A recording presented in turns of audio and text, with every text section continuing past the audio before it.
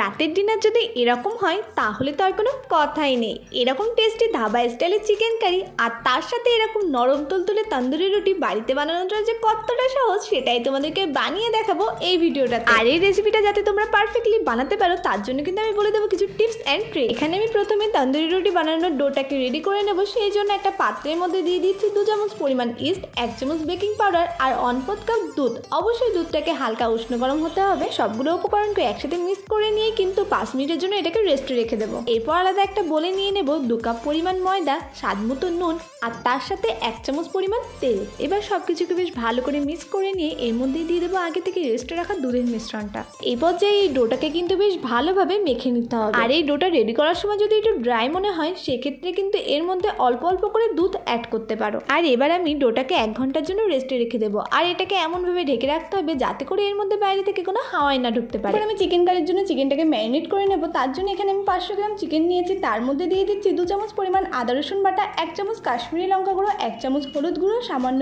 নুন, একটা হাফ পাতিলেবুর রস আর তার সাথে 2 টেবিল চামচ পরিমাণ টক দই দিয়ে সবকিছুকে বেশ ভালো করে মেখে নিয়ে কিন্তু 1 ঘন্টার জন্য রেস্টে রেখে দিতে হবে। ধাবা স্টাইলে চিকেনের স্বাদটা আনার জন্য কিন্তু অবশ্যই চিকেনটাকে একটু সময় অনুযায়ী ম্যারিনেট করে রাখতে হবে। এরপর আমি কড়াইতে দিয়ে দিয়েছি সর্ষের তেল। তোমরা এখানটাতে সাদা তেল ব্যবহার করতেই পারো আর অবশ্যই তেলটা কিন্তু তোমাদের মেজারমেন্ট অনুযায়ী ব্যবহার করবে। তেল গরম হয়ে গেলে এর মধ্যে দিয়ে দেবো কিছুটা পেঁয়াজ কুচি আর এটাকে কিন্তু বেশ ভালো করে ফ্রাই করে নিতে হবে বাদামি হওয়া পর্যন্ত। এরপর পেঁয়াজটা ঠান্ডা হয়ে গেলে মিক্সচার গ্রাইন্ডারে এই পেঁয়াজ আর তার সাথে কিছুটা কাজু বাদাম দিয়ে এটাকে কিন্তু বেশ ভালো করে একটা পেস্ট বানিয়ে নেবো। আর অবশ্যই পেস্টটা যদি একটু টাইট মনে হয় সেক্ষেত্রে একটু এটার মধ্যে জল দিয়েও কিন্তু পেস্ট করে নিতে পারো। খেয়াল রাখতে হবে এই পেস্টের মধ্যে যেন কোনো প্রকার কাজু বাদামের দানা না থাকে। আবার কড়াইতে আরো কিছুটা তেল অ্যাড করে তার মধ্যে কিন্তু দিয়ে দেবো টমেটো কুচি। টমেটোটা হালকা ভাজা হয়ে গেলে এই পর্যায়ে কিন্তু এর মধ্যে দিয়ে দেবো 1/2 চামচ পরিমাণ কাশ্মীরি লঙ্কা গুঁড়ো। তাহলে কিন্তু চিকেনটাতে চলে আসবে পুরো ধাবা স্টাইলের কালারটাই। এবার এর মধ্যে দিয়ে দেবো সেই ম্যারিনেট করে রাখা চিকেনগুলো। চিকেনের সাথে কিন্তু সমস্ত কিছু বেশ ভালো করে মিক্সচার করতে হবে। আর অবশ্যই একটা জিনিস খেয়াল রাখবে, আমরা কিন্তু এই রান্নাতে কোনো পরিমাণ জল ব্যবহার করব না। যেহেতু কোনো আলাদা করে জল ব্যবহার করছি না তাই জন্য কিন্তু চিকেনগুলোকে সিদ্ধ করার জন্য রান্নাটাকে কিন্তু সম্পূর্ণ করতে হবে ঢেকে ঢেকে। 10 মিনিট ঢেকে রাখার পর ঢাকনা সরিয়ে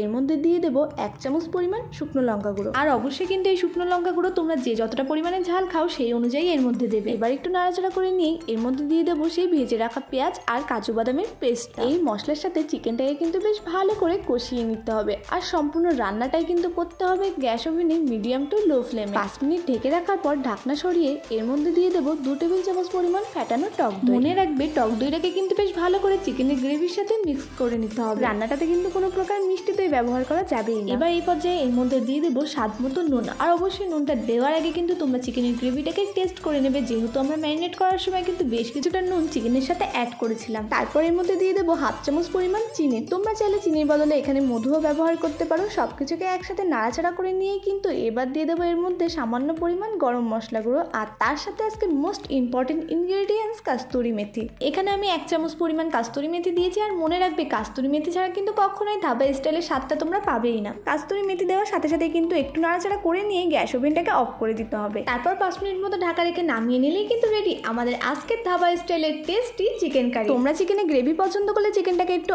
আগেই নামিয়ে নেবে। চিকেন কারি তো রেডি হয়ে গেলে চলো তাহলে বানিয়ে ফেলি আজকে তান্দুরি রুটি। 1 ঘন্টা রেস্টে রাখার পরে কিন্তু দেখো এই ডোটা কি সুন্দর ফুলে উঠেছে। এবার কিন্তু হাত দিয়ে চেপে এর ভেতরকার সমস্ত হাওয়াটাকেই বের করে দিতে হবে। আর এই দেখো ডোটা কিন্তু কি সুন্দর সফট হয়েছে। আমি এখানে ডোয়ের জন্য যে 2 কাপ ময়দা নিয়েছিলাম মানে 500 গ্রাম ময়দা, সেটা দিয়ে কিন্তু আমি এখানটাতে লেচি বানিয়েছি টোটাল 8টা। তোমরা তোমাদের কোয়ান্টিটি অনুযায়ী ডোটাকে কেটে নেবে, তবে চেষ্টা করবে ডোগুলো যেন খুব বেশি ছোট না হয়ে যায়। সত্যি কথা বলতে এই তান্দুরি রুটি বানানোর প্রসেসটা যে এতটা ইজি, আর এটা বানানোর পরে তো তোমরা দোকানের তান্দুরি রুটি কিনে খাওয়ার কথাটা ভুলেই যাবে। এবার কিন্তু আমরা ঘরে নর্মালি যে প্রসেসে রুটি বানাই সেই প্রসেসে এগুলোকে বেলে নিতে হবে। দেখো এখানে আমি প্রথমে চাটুর উপরে কিছুটা ময়দা ছিটিয়ে নিয়েছি। তারপরে দেখো এখানে একটা ডো নিয়ে এটাকে লম্বা লম্বিভাবে বেলে নেবো। খেয়াল করে দেখবে দোকানের তান্দুরি রুটিগুলোর শেপ কিন্তু ম্যাক্সিমাম এমনই হয়ে থাকে। মনে রাখবে এই ডোগুলোকে বেশি পাতলা কিংবা মোটা করে কিন্তু বেলা যাবে না, কেননা এটা পাতলা হয়ে গেলে আগুনে যখন ছেঁকা হবে তখন কিন্তু এটা পুরোটাই শক্ত হয়ে যাবে। আর যদি বেশি মোটা হয়ে থাকে তাহলে কিন্তু ভেতরটা থেকে যাবে পুরোটাই কাঁচা। সবগুলো ডোকেই কিন্তু একই প্রসেসে বেলে নিতে হবে। আর এই দেখো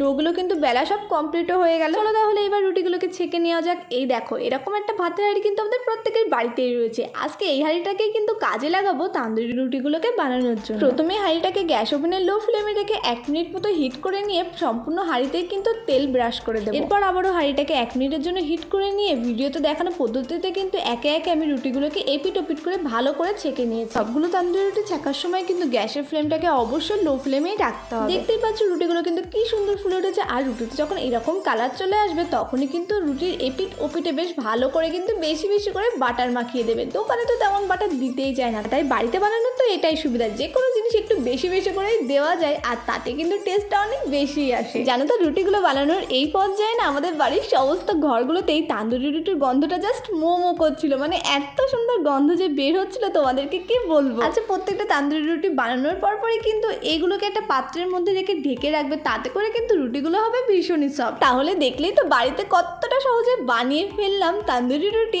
আর তার সাথে ধাবা স্টাইলের টেস্টের চিকেন কারি। তোমরা কিন্তু অবশ্যই এই রেসিপিটাকে বাড়িতে একবার হলেও ট্রাই করবে। ট্রাস্ট মি, এটা খেতে কিন্তু দারুণ টেস্টি। মানে এটা জাস্ট তুমি বাড়িতে কোনো গেস্ট আসলে তাকে খাওয়ালে সেটা ধরতেই পারবে না তুমি যেটা বাড়িতে বানিয়েছো। তো আজকের এই দুটো ধাবা স্টাইলের রেসিপি তোমাদের সকলের কাছে দেখতে কেমন লেগেছে সেটা কিন্তু অবশ্যই কমেন্ট বক্সে জানিও। আর ভালো লাগলে ভিডিওতে লাইক আর শেয়ার করতে কিন্তু একদম ভুলো না। আরও এরকম সুন্দর সুন্দর রেসিপি দেখতে চাইলে কিন্তু আমার চ্যানেলটাকে প্লিজ সাবস্ক্রাইব করে নিও। দেখা হচ্ছে নতুন ভিডিও নিয়ে। সবাই খুব খুব ভালো থেকো, টাটা।